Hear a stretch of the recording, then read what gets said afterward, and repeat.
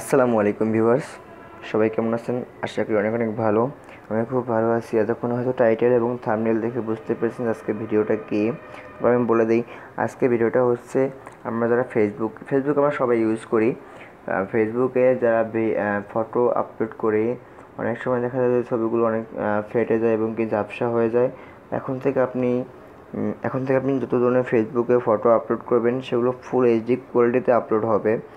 So সেটিংসে জানতে চাইলে কিছুক্ষণ ভিডিওটা যারা আমার চ্যানেলটা এখন সাবস্ক্রাইব করেননি প্লিজ সাবস্ক্রাইব করে নেবেন।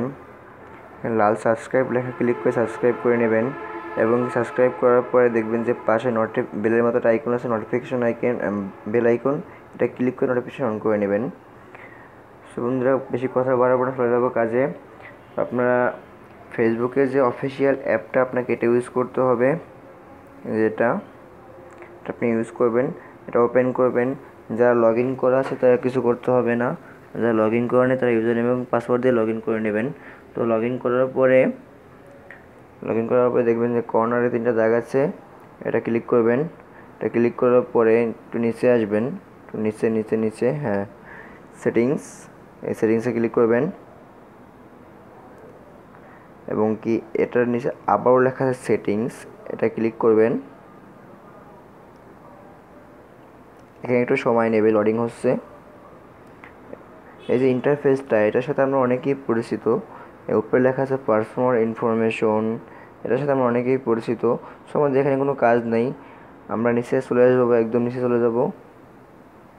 নিচে হ্যাঁ, এখানে লেখা আছে যে মিডিয়া অ্যান্ড কনটেক্সট, আমাদের এটাই হচ্ছে কাজ।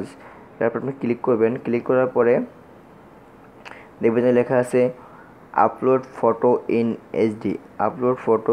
এইচডি, ঠিক আছে। এবং নিচে লেখা আছে আপলোড ভিডিও অ্যান্ড এইচডি, ঠিক আছে। আপনারা এই দুইটা অফ আছে, এটা অন করে দেবেন, জাস্ট আপনাদের কাজ শেষ। সো সবাই বুঝতে পেরেছেন যে আজকের ভিডিওটা কী, এবং কি আমার ভিডিওটা যদি ভালো লাগে অবশ্যই ভিডিওটা একটা লাইক দেবেন এবং কমেন্ট করবেন।